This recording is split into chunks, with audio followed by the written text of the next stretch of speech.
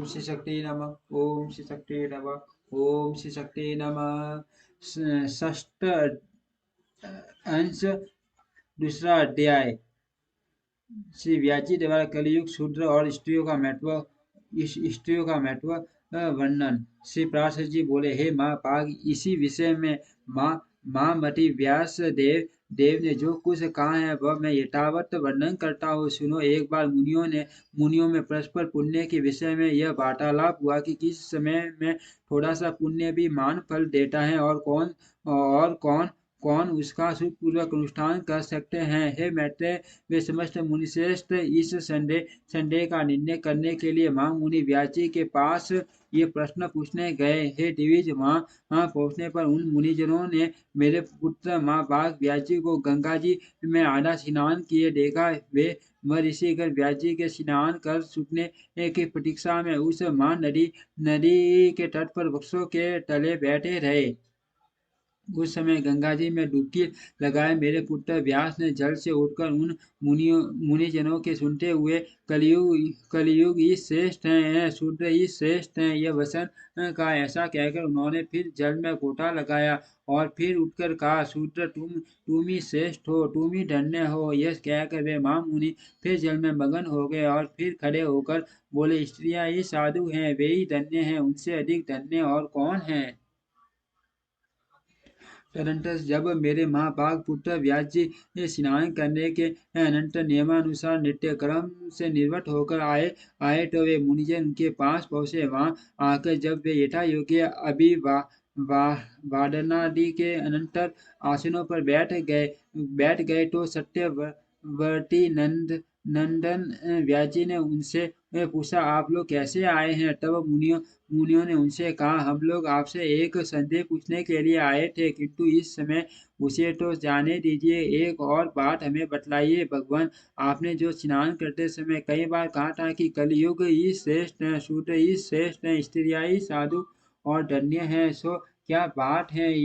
हम यह संपूर्ण विषय सुनना चाहते हैं। माँ मुने, यदि गोपनीय न हो तो कहिए, इसके पीछे हम आपसे अपना आंतरिक संदेह पूछेंगे। श्री पराशर जी बोले, मुनियों के इस प्रकार पूछने पर व्यास जी ने हंसते हुए कहा, हे मुनि श्रेष्ठ, मैंने जो इन्हें बारंबार साधु कहा था उसका कारण सुनो। श्री व्यास जी ये बोले, हे दिविज गण, जो फल सतयुग में 10 वर्ष तपस्या ब्रह्मचर्य और जप आदि करने से मिलता है, उसे मनुष्य त्रेता में 1 वर्ष, द्वापर में 1 मास और कलयुग में केवल 1 दिन रात में प्राप्त कर लेता है। इस कारण ही मैंने कलयुग को श्रेष्ठ कहा है। जो फल सतयुग में ध्यान, त्रेता में यज्ञ और द्वापर में देवार्सन करने से प्राप्त होता है, वही कलयुग में श्री कृष्ण चंद्र का नाम कीर्तन करने से मिल जाता है। हे धर्मज्ञ गण, कलयुग में थोड़े से ही परिश्रम से ही पुरुष को मान धर्म की प्राप्ति हो जाती है। इसीलिए मैं कलयुग युग से अति संतुष्ट हो। अब शूद्र क्यों श्रेष्ठ है यह बतलाते हैं। देवी जातियों को पहले ब्रह्मचर्य व्रत का पालन करते हुए वेदाध्ययन करना पड़ता है, और फिर सर्व धर्माचरण में उपार्जित धन के द्वारा विधि पूर्वक यज्ञ करने पड़ते हैं। इसमें भी व्यर्थ वार्तालाप, व्यर्थ भोजन और व्यर्थ यज्ञ उनके पतन के कारण होते हैं। इसीलिए उन्हें सदा संयमी रहना आवश्यक है। सभी कामों में अनुचित विधि के विपरीत करने से उन्हें दोष लगता है। यहाँ तक कि भोजन और पान आदि भी वे अपने इच्छा अनुसार नहीं भोग सकते, क्योंकि उन्हें संपूर्ण कार्यों में परतंत्रता रहती है। दिविजगण, इस प्रकार वे अत्यंत कलेश से पुण्य लोकों को प्राप्त करते हैं,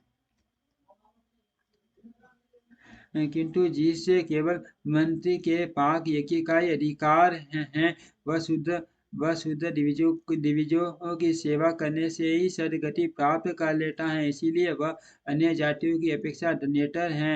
हे मुनि शार्दूलो, शूद्रों को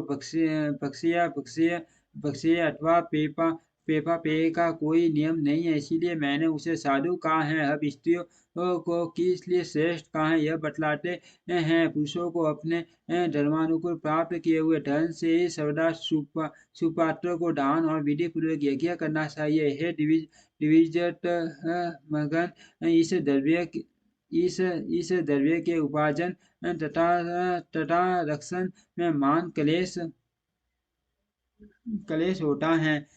कलेश होता है और उसको अनुचित कार्य में लगाने से भी मनुष्य को जो कष्ट भोगना पड़ता है वह मालूम ही है। इस प्रकार हे द्विजोत्तम पुरुषगण, इन तथा ऐसे ही अन्य कष्ट साध्य उपायों से हे कर्मश प्रजापति आदि शुभ लोगों को प्राप्त करते हैं, किंतु स्त्रियां तो तन मन वसन से पति की सेवा करने से ही उनकी हितकारिणी होकर पति के समान शुभ लोगों को अनायास ही प्राप्त कर लेती हैं, जो कि पुरुषों को अत्यंत परिश्रम से मिलते हैं। इसीलिए मैंने तीसरी बार यह कहा था कि स्त्रियां साधु हैं, वे साधु हैं।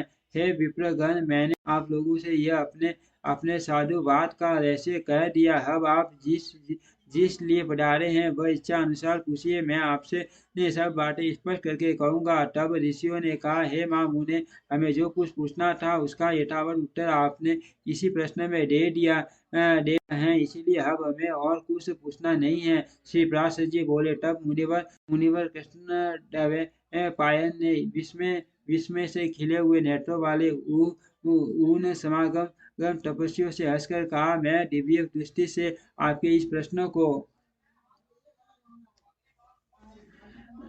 को जान गया था, इसीलिए मैंने आप लोगों की प्रसंग से साधु साधु कहा था। जिन पुरुषों ने पूर्ण रूप जल से अपने समस्त दोष धो डाले हैं, उनके थोड़े से बैठने से ही कलयुग में धर्म सिद्ध हो जाता है। हे दिविज श्रेष्ठ, शूद्रों को दिविज सेवा परायण होने से और स्त्रियों को पति की सेवा मात्र करने से अनायास की सिद्धि हो जाती है। इसीलिए मेरे विचार से ये तीनों धनेंतर हैं, क्योंकि क्षत्रिय युगादि अन्य तीन युगों में द्विज जातियों को ही धर्म संपादन करने में महान कलेश उठाना पड़ता है। हे धर्मज्ञ ब्राह्मणों, इस प्रकार आप लोगों का जो अभिप्राय था वह मैंने आपके बिना पूछे ही कह दिया। अब और क्या करूं।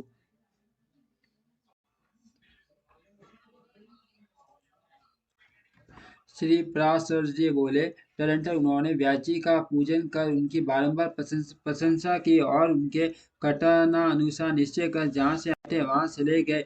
हे माँ बाघ मैत्रेय जी, आपसे भी मैंने यह रहस्य कह दिया। इस अत्यंत दुष्ट कलयुग में यही एक महान गुण है कि इस युग में केवल कृष्ण चंद्र का नाम संकीर्तन करने से ही मनुष्य परम पद प्राप्त कर लेता है। अब आपने मुझे जो संसार के उपसंगार, प्राकृत्य, पल्लय और अवान्तर के अंतर पल्ले के विषय में पूछा था, वह भी सुनाता हूँ। इति श्री विष्णु पुराणे षष्ठ अध्यायम्। ओम श्री शक्ति नमः। ओम श्री शक्ति नमः। ओम श्री